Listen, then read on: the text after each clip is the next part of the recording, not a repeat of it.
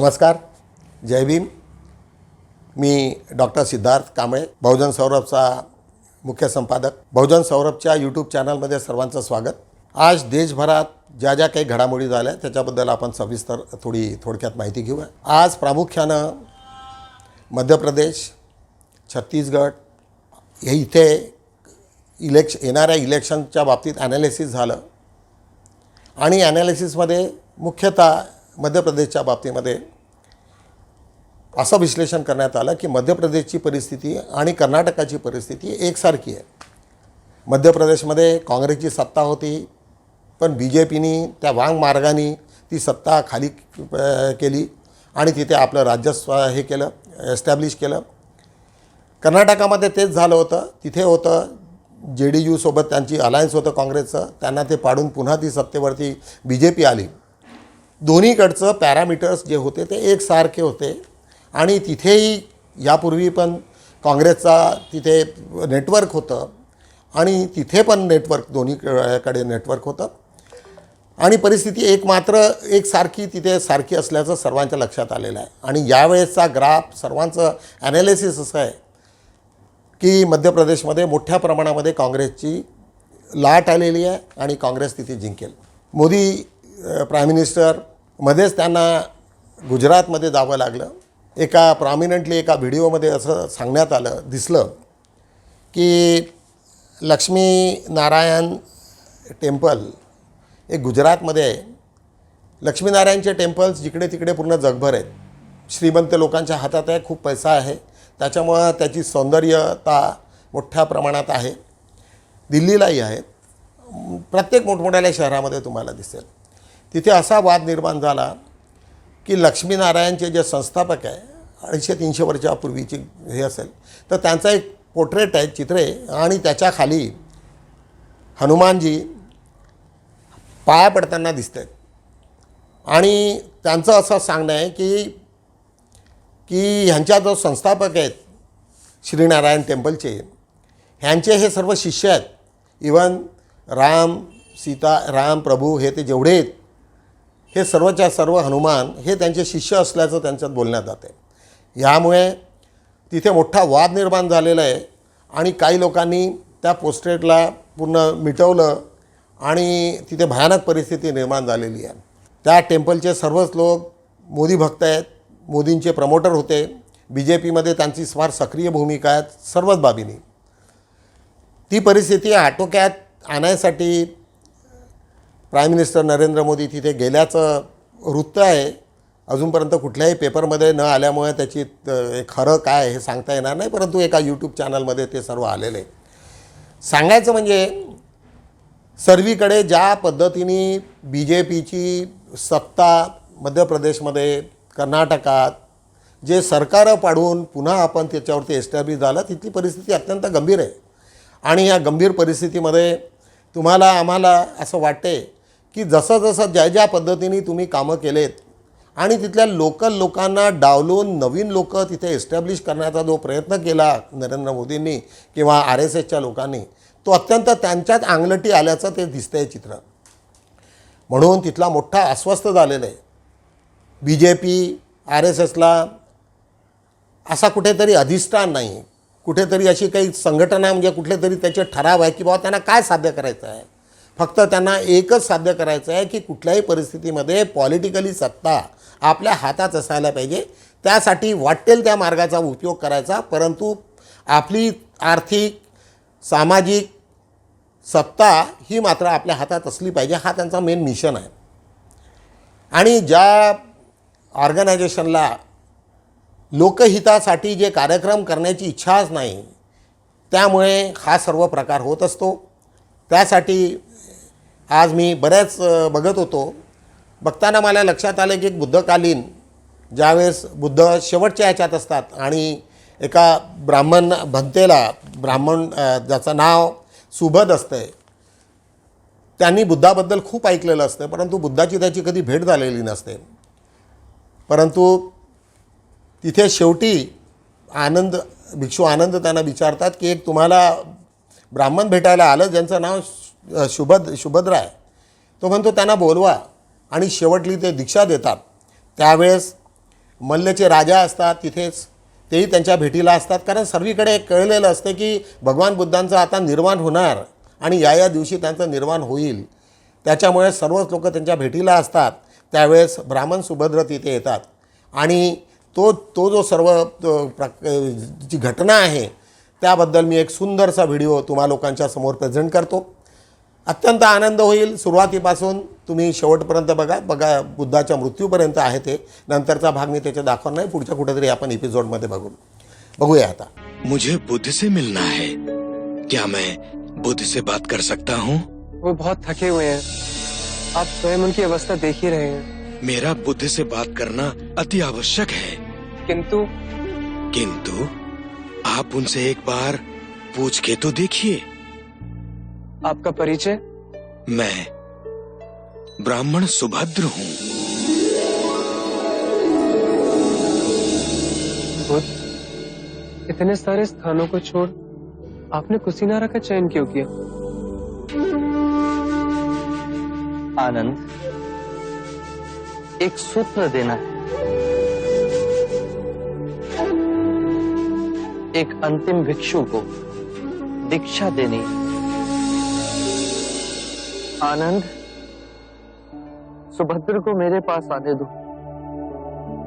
मैं उनसे बात करूंगा।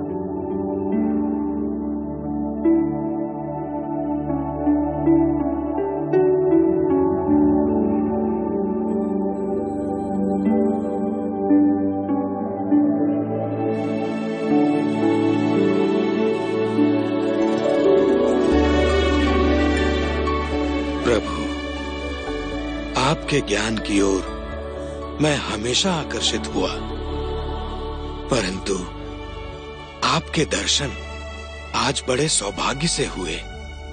क्या प्रश्न है तुम्हारे सुभद्र?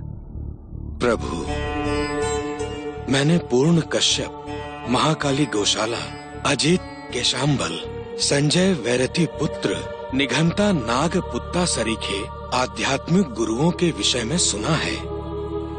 आपके विचार से इनमें से किसी ने संबोधि प्राप्त कर ली है? इन्हें संबोधि मिली या नहीं, ये जानना अब आवश्यक नहीं सुभद्र। मूल्यवान बात ये है कि मैं तुम्हें सद्धर्म का वो मार्ग दिखा सकता हूं जिससे तुम्हें संबोधि प्राप्त हो सकती है। नश्वर में अविनाश को देखना, दुख में सुख को देखना, अव्यक्ति में व्यक्ति को देखना, घृणा में सौंदर्य को देखना, यह ज्ञान मनुष्य को आहत कर विक्षिप्त कर देता है। जब हम माया के द्वैत रूप को सही पहचान लेते हैं तो सारे दुख, सारी चिंताएं समाप्त हो जाती हैं और हमारे अंदर प्रेम और स्वीकृति का भाव जागृत होता है, जो मूल में एक ही भाव है। यदि तुम बुद्ध नहीं तो तुम्हें बुद्ध में कोई रुचि नहीं होगी, और यदि तुम्हें बुद्ध में रुचि है तो तुम स्वयं बुद्ध हो। प्रभु, मुझे अपना भिक्षु बनाएंगे? अनिरुद्ध, सुभद्र को दीक्षा के लिए तैयार कीजिए। अभी प्रभु?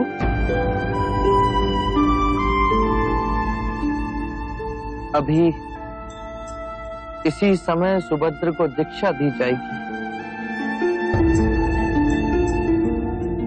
ये मेरे अंतिम भिक्षुक होंगे।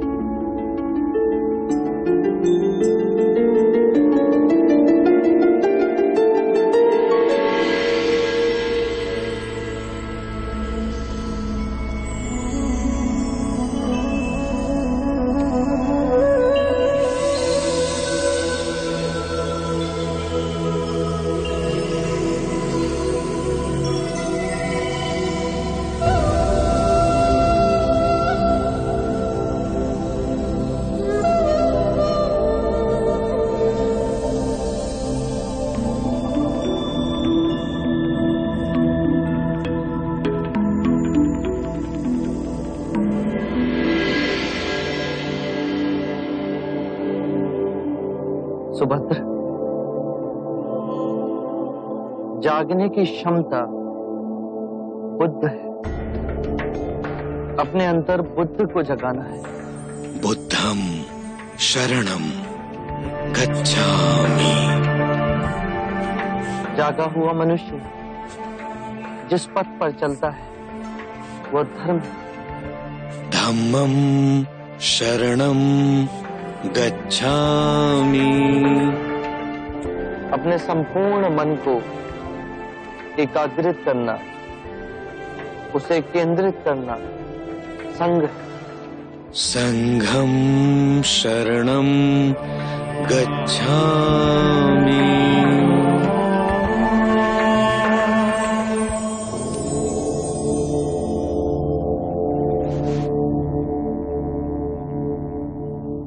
मेरे प्रिय भिक्षु,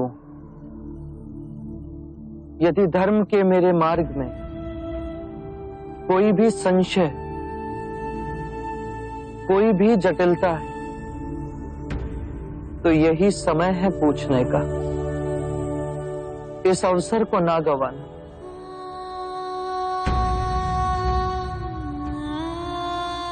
जो भी प्रश्न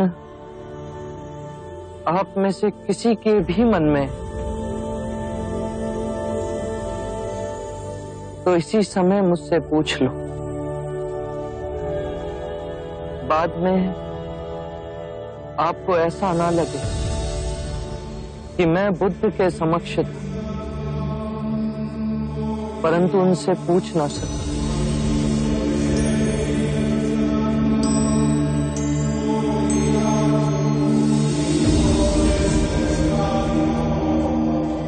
मेरे प्रिय भिक्षु, यदि मार्ग में कोई भी संदेह तो उसका निवारण करो।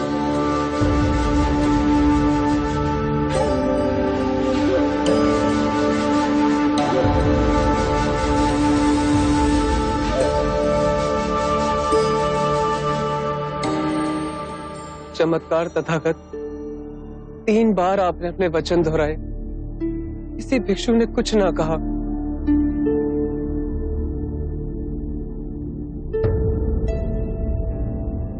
मुझे विश्वास है भिक्षुओं पे, मुझे विश्वास है संघ पे। सबने तथागत के सूत्रों को पूर्णतः समझा। किसी के हृदय में आपके दिखाए परम ज्ञान के मार्ग के प्रति कोई संशय, कोई जटिलता नहीं। उस पे चल सब निर्वाण को प्राप्त होंगे। आनंद, तुम अपने विश्वास की बात करते हो, किंतु मैंने अपना जीवन पूर्ण ध्यान से जिया। मैं जानता हूं कि यहां बैठे सभी भिक्षुओं को त्रिरत्नों में गहन निष्ठा है, और जिस भी भिक्षु ने सबसे कम साधना संपन्न की, वो भी इस निर्वाण की नदी से जुड़ गए।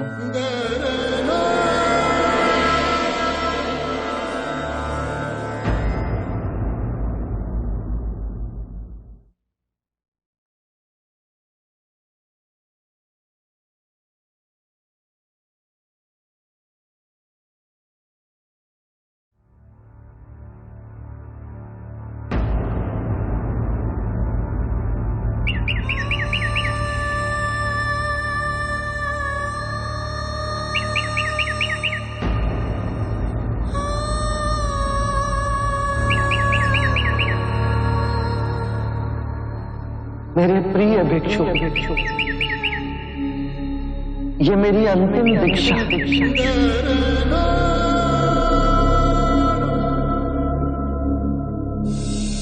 अपो दीपो भव। अपना दीपक स्वयं बनो।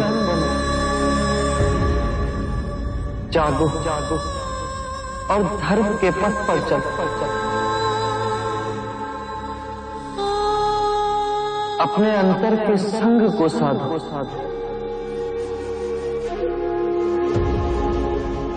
स्वयं अपनी शरण में जाना, किसी और को ना खोजना।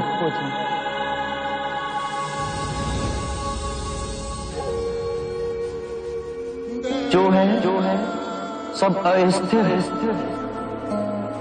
उसके बीच में स्वयं को स्थिर रखना, परिश्रम से निरंतर संघर्ष करना,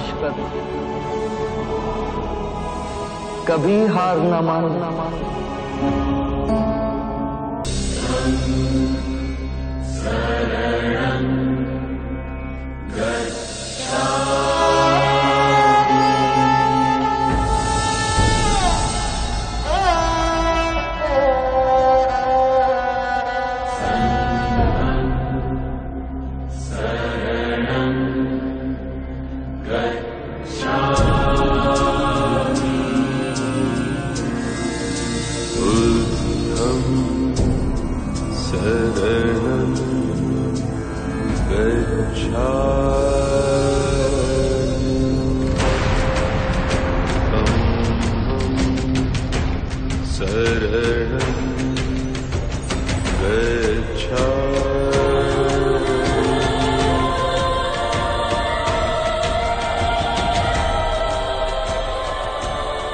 बुद्ध महापरिनिर्वाण को प्राप्त हो चुके हैं।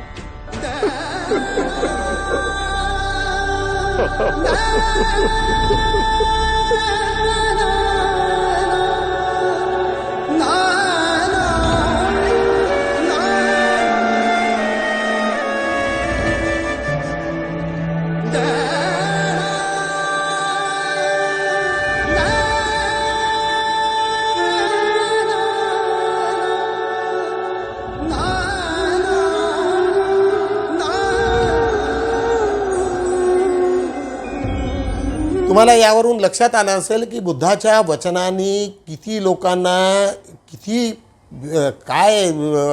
म्हणजे पूर्ण आयुष्य तुम्ही प्रत्येकाने बुद्धाला स्वतःला जर तुम्ही आत्मसात केलं तर तुमच्यातच बुद्ध आहे। तुम्ही काय केलं पाहिजे, अत्यदीप भव, स्वतःला स्वतःच्या याच्यामध्ये शोधा। तुमचं सर्व काही तुमच्याजवळ आहे, इकडे तिकडे शोधण्याची गरज नाही आणि स्वतःचे स्वामी स्वतः बना। बुद्धाचा हा संदेश अत्यंत महत्त्वाचा आहे।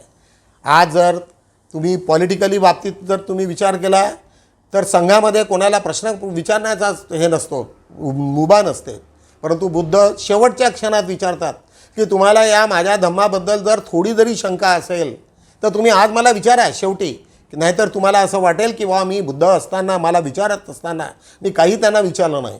म्हणजे तुमच्या मनात कुठलीही शंका ठेवू नका आणि जोपर्यंत माणसाच्या मनात शंका नाही, शंका जर असेल तर त्याचं तुम्ही निराकरण केलंच पाहिजे, असा हा बुद्धाचा संदेश आहे। आज बघूया आपण बहुजन सौरभमध्ये महत्त्वाच्या ठराविक बातम्या काय काय घेतलेल्या आहेत ते त्याच्याकडे आपण वळू। आज आमचे बहुजन सौरभचे संपादक मिलिंद फुलझेले, ज्यांच्यासाठी आम्ही बहुजन सौरभ सुरू केला होता, त्यांचं कालच निधन झालं आणि बहुजन सौरभच्या परिवाराला मोठा धक्का बसला। त्यावरती त्याचे आज आम्ही हेडलाईन्स घेतलेले आहेत।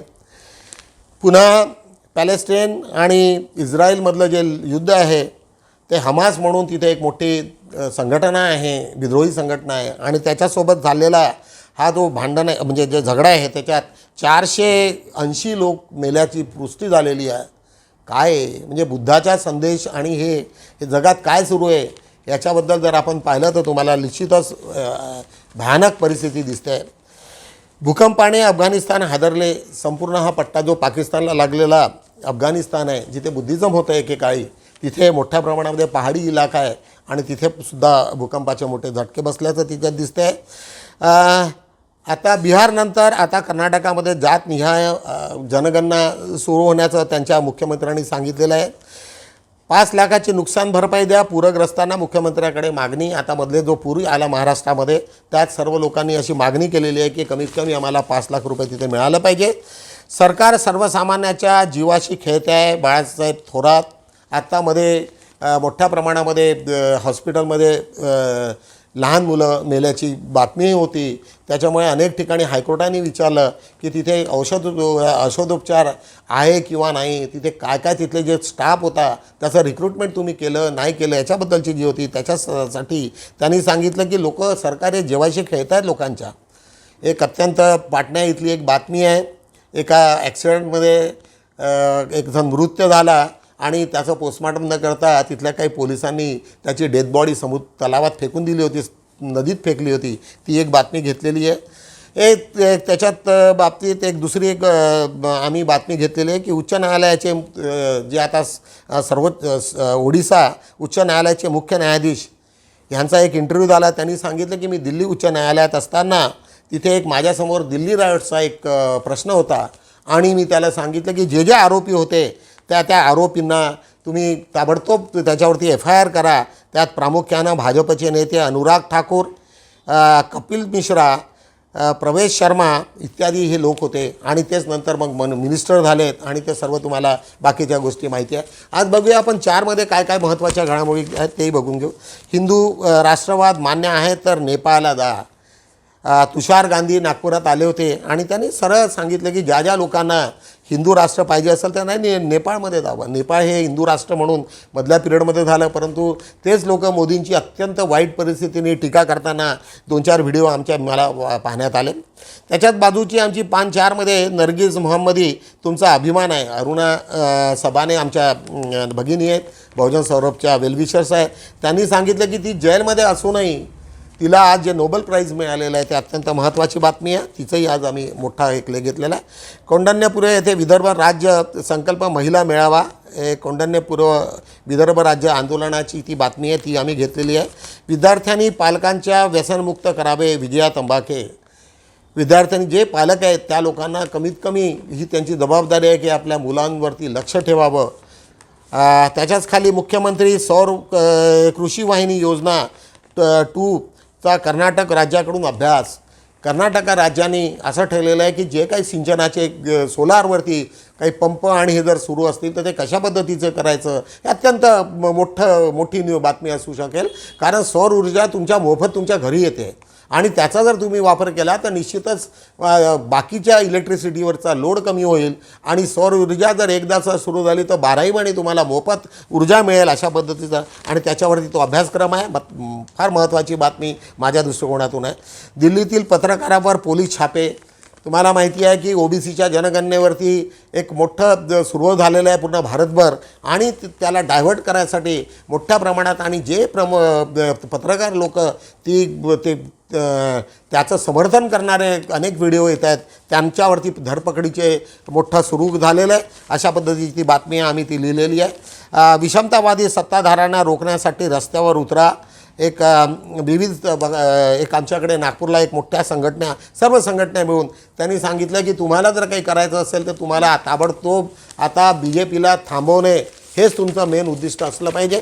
ही अशा पद्धतीची ती बातमी आज आम्ही 5-4वरती घेतलेली आहे. आज बघूया आज आमचा अग्रलेख काय.